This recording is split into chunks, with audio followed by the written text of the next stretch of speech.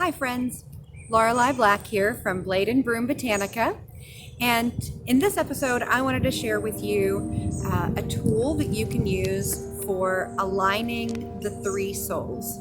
So in another episode we talked about what the three souls are: the black soul, the red soul, and the white soul. And I encourage you to really watch that video and get a good understanding of what those three souls, or the three parts of the soul, are and how they work together. Briefly, we'll mention here that the black soul is that part of the soul, or that soul piece that is that represents this identity in this life. The red soul is that ancestral piece that stays with you from life to life and is connected to your soul family. And then the white soul is the higher self, or the holy guardian angel, the God soul. In this life, all three of those soul pieces, or all three souls, are connected and they stay together, and they should be in balance. They should be working harmoniously together.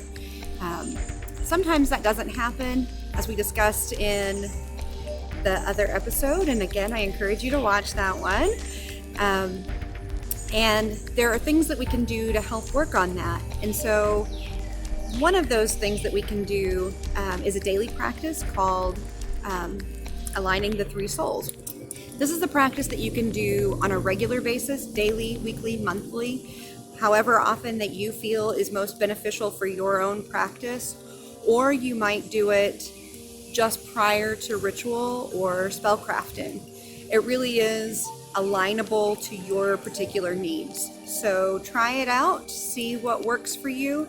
This is a great tool for grounding and centering prior to ritual work. It's also wonderful for sort of getting the group in touch with each other if you're doing group work.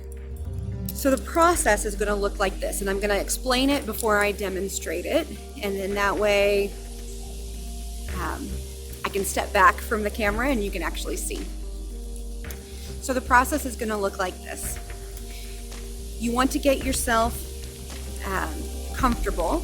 Either standing or sitting is fine, but in contact with the earth is best. So either standing in a neutral position or sitting comfortably on the ground, or on as close to the ground as you can get, so on the floor or in a comfortable seated position in a chair, but with your feet touching the floor. And then you want to start doing 4 cycle breathing. So 4 breaths in, 4 breaths out.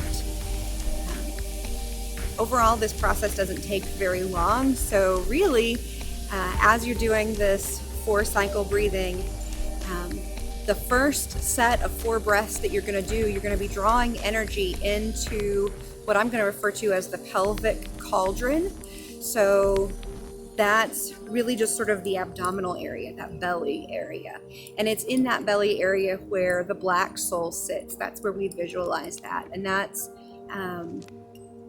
sort of that rooted physical place. That's where we visualize. That's where we visualize that for that soul that dwells in this world, that's really attached to this world. That's where that is. So that on that first set of 4 cycle breathing, we're drawing energy from around us, up from the ground and around us, into that pelvic cauldron. On the second set of 4 cycle breathing, we're going to draw energy from that pelvic cauldron and around us up into the heart cauldron, up into the rib cage cauldron. It's that fiery red, blood-centered rib cage cauldron where we see the red soul sitting. So that's its center, that's its energy center.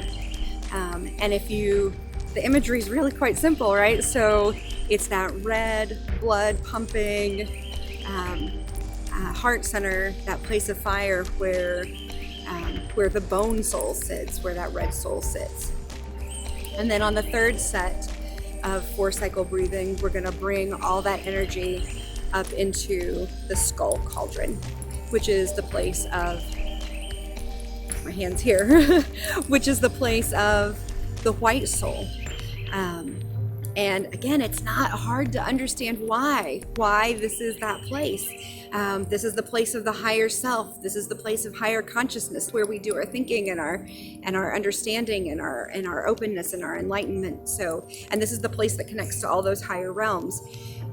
On our last set of 4-cycle breathing, we're going to open it up to the universe around us and above us. So we started by breathing the energy that was here around us.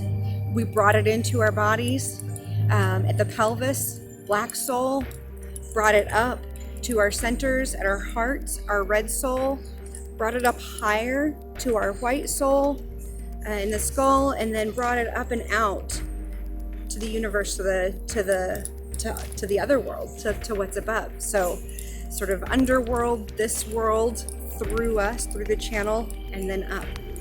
And it ends up being like 5 sets of breaths. It's a quick practice. It's really quick, but it's super powerful.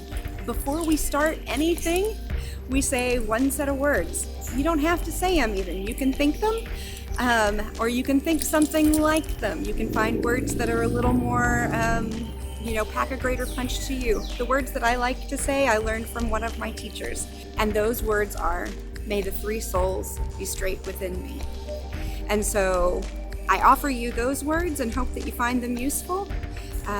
So you can say them at the beginning, you can say them at the end, you can say them as bookends to this practice. May the 3 souls be straight within me. And it just means may they come into alignment, may I walk within that alignment. I'm going to step back a little bit and do this and show you what that could look like. You don't have to do hand gestures. I do hand gestures when I'm leading this in a more public setting, just so that people know where we are with the breathing. You're not going to be able to hear me breathing, but this is just how quick that looks, okay? May the 3 souls be straight within me.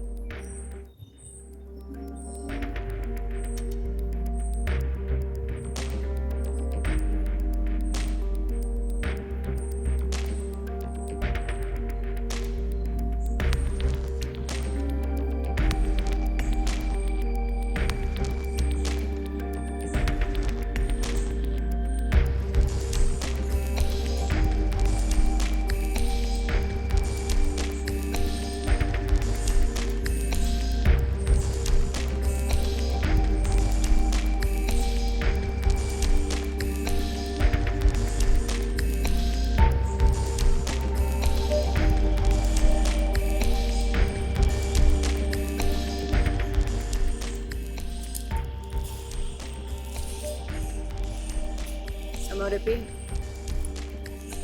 It is just that simple. I hope that you found this useful.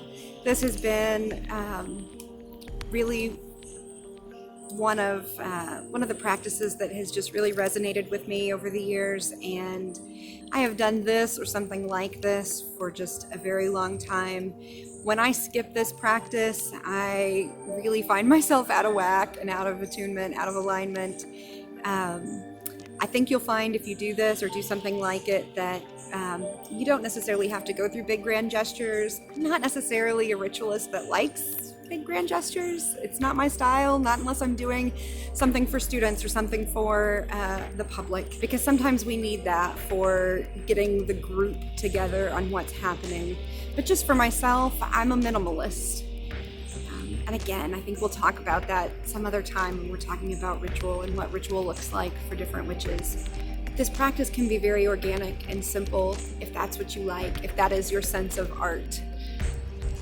Adapt it, use it, let me know how it works for you, and share your thoughts in the comments. Get back with me, let me know. That's all I have for you on this one, guys. Like, subscribe, share, do all the things. Links down below. I'll see you guys later. New episodes every Monday at 12 Eastern. Bye, guys.